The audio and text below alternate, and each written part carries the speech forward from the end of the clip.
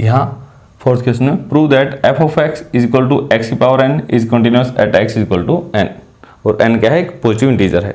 अब यहाँ देखिए आप, एक्चुअल में तो ये क्या है, पोलिनोमियल है। पोलिनोमियल तो आपको पता ही है हमेशा कंटिन्यूअस है, और एक पर्टिकुलर पॉइंट पे पूछ लिया। जब एक पॉइंट पे तो सिर्फ आपको वहीं पे चेक करके दिखाना है। अब इसको प्रूव कैसे करके दिखाओगे, लिखना कैसे है वो देख लें।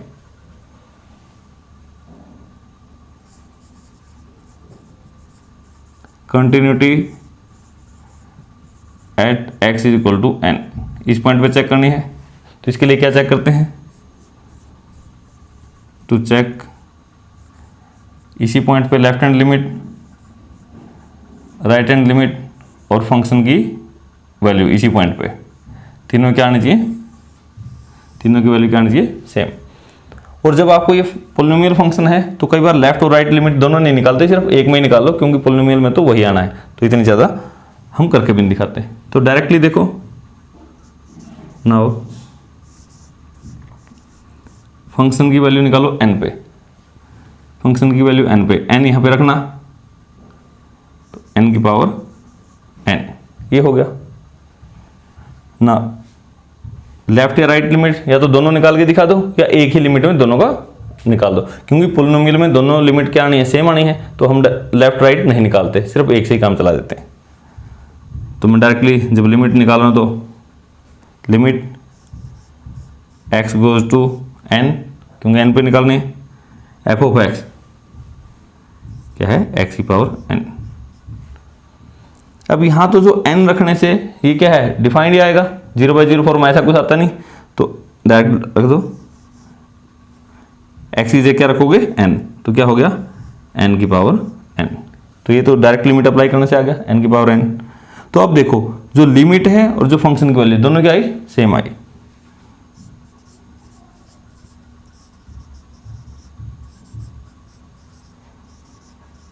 और फंक्शन की वैल्यू n पे दोनों क्या आई, सेम आई। So f is continuous at x is equal to n। वैसे भी पोलिनोमियल है, इसलिए हर पॉइंट पे ही ये क्या होगा, कंटिन्यूअस होगा। तो किसी भी एक पॉइंट पे निकालना तो ऐसे। और यहाँ ये आपका फिफ्थ क्वेश्चन, यहाँ इज एफ ऑफ एक्स, एक फंक्शन दे रखा है, जब x की वैल्यू 1 और 1 से लेस है तो आपका फंक्शन किसके इक्वल है, x के। और जब आपकी x की वैल्यू आप 1 से बड़ी रखोगे तो आपका एफ ऑफ एक्स किसके बराबर है, 5 के। तो अब आपको चेक करना है क्या ये फंक्शन कंटिन्यूअस है, at x is equal to 0, at x is equal to 1, at x is equal to 2। तो आपको 3 पॉइंट दे दी, तीनों पॉइंटों में आपको कंटिन्यूटी चेक करनी है। जब ये यहाँ देखो, अगर ये x लेस देन 1, 1 से कम है, जब 1 से कम है तो ये किसके बराबर है, एफ ऑफ एक्स, x के बराबर है। तो x क्या है, पोलिनोमियल, तो ये तो क्या हो गया, कंटिन्यूअस फंक्शन। और जब x से 1 से बड़ा है तो इसके बराबर है, ये क्या है, कांस्टेंट, कांस्टेंट भी कंटिन्यूअस होता है। तो 1 से कम है या 1 से ज्यादा है, तो इसके लिए और इसके लिए ये तो हमेशा क्या होगा, कंटिन्यूअस। आप डायरेक्टली लिख देना। अब 1 पे क्या है, 1 पे थोड़ा सा यहां भी दे रखा है, यहां भी दे रखा है, तो इसके लिए हम चेक कर लेते हैं।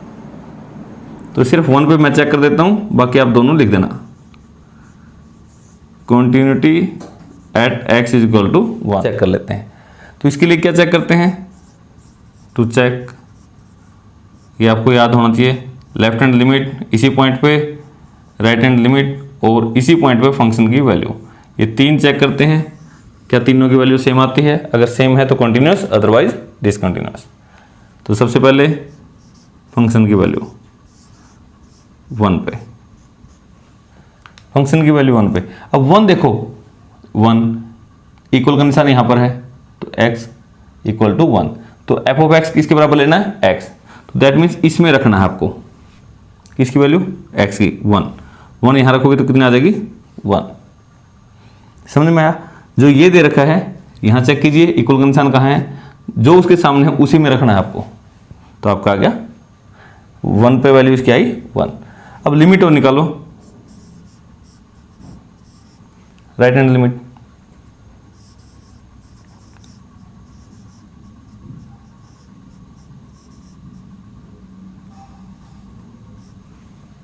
मैं एक बार पूरा लिख के दिखा रहा हूँ ताकि आपको आदत पड़ जाएगी सर हर क्वेश्चन में सेम लिखना है। जैसे 1 पे चेक करना है तो राइट हैंड लिमिट है तो 1 में समथिंग ऐड करना है, 1 plus h, h goes to 0, limit 1 plus h 1 से ग्रेटर, यहाँ देखो 1 से ग्रेटर है तो इसकी वैल्यू क्या आएगी 5, बल्कि रखने के लिए भी कुछ है नहीं यहाँ पे x, तो यहाँ पे 5 और h goes to 0, h goes to 0 इसमें रखोगे, ये तो कांस्टेंट टर्म है तो डायरेक्ट यही आंसर आ जाएगा 5। अब वैल्यू तो 5 आई, इसकी 1, क्या दोनों सेम है? नहीं है, तो तीसरे की तो आवश्यकता ही नहीं निकालने की। तो अब हम क्या लिखेंगे, हेयर राइट हैंड लिमिट और फंक्शन की वैल्यू 1 पे, दोनों क्या आई, डिफरेंट आई, दोनों की वैल्यू बराबर नहीं है।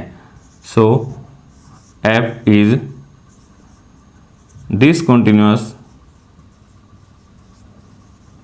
Eight x is equal to 1 पे क्या है, डिसकंटिन्यूअस फंक्शन है, तो 1 पे इसकी कंटिन्यूटी चेक हमने करके दिखा दी।